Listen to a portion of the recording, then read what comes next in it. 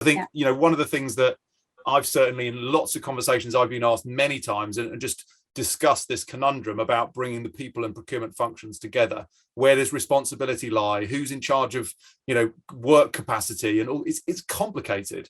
There's a lot of moving parts. Sometimes there's politics involved, depending on the organizational structure. But that seems to be something that a lot of organizations find really, really difficult, or haven't even tried to address yet, because it's just such a thorny issue.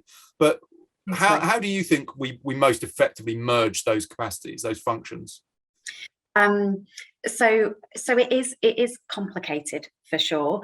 And I think for me, one of the reasons that it's been historically complicated is because people and procurement are targeted in different ways. Procurement are targeted on, creating savings. People are targeted on making sure that we've got the most appropriate colleague base, that colleague base are engaged, that they, the retention is right, the performance is there. So, historically we have been focused in different directions, but actually we're very clear that we have a people and procurement strategy that is fully aligned, and it talks very much to how we can optimize and get the most effective workforce mix across our organization, which is great. And having really good regular conversations. It sounds super basic, doesn't it? But just meeting on a regular basis, sharing insights, sharing things that you've seen work, sharing business problems, that in itself is probably leaps and bounds from where we were originally. People in procurement never used to talk, but actually just doing that, putting a structured rhythm and routine into how often you meet, is helpful. Another thing that we've started to do is share our data with procurement. It's really difficult. We've got lots of different fragmented data sources. I'm sure other organisations that are listening to this are in the same boat. And we are comparing apples and pears often, but if we're able to share the volume of resources that we're buying and the cost of those resources, we can start to come up with some really good solutions, or start to hypothesize about different approaches.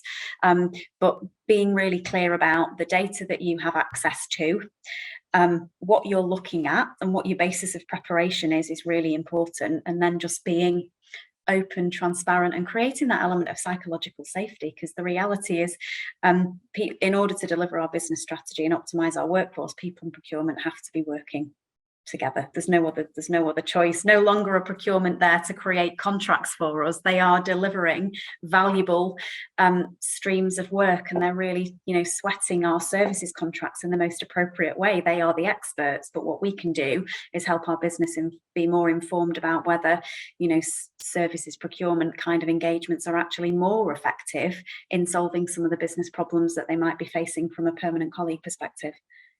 Yeah, and I like the way you've described this to me before as talking about bringing people and procurement views together, because there are different skill sets, and there are different, there need to be different skill sets. Yeah. That, the very people-based function, there's a whole different requirement around nurturing and engaging with people versus supplier engagement on that side. Ultimately, it's still people at the end of it, and it's all about relationships, but there's different skills involved. And I think the data point is one I want to come on to in a second. I've made a note of that and put a circle around it, because that's a really, really important one. But when you look at what procurement are judged on, so savings, for example, when it comes to services, when it comes to buying services, there's a whole leap on from that, which is value or return on investment. Yeah. Because for a lot of organizations, certainly we see this as a technology provider, within a lot of organizations, there really isn't much visibility on what they're getting for their services procurement spend. If you can get that visibility and you can bring that process under control and within sight, then you can start to understand, this supplier said they were going to do X, they did Y, they did a great job, or actually they overran the cost, or these guys are better. And that again comes back to what I was saying about the potential diversity within that services procurement supply chain. If you can actually see it, you might find this, or be able to build this beautifully diverse supply base that covers lots of different needs in lots of different ways. Sure. So I think when you look at outcomes and return on investment, that's getting into, again, capacity and capability of the business needs certain work done. What's the most effective way to do that? And if something changes and we can't get it done in this way, whether it's a regulatory change, macroeconomic change, whatever, then there's different ways that you could do it. You've got that those alternative options lined up.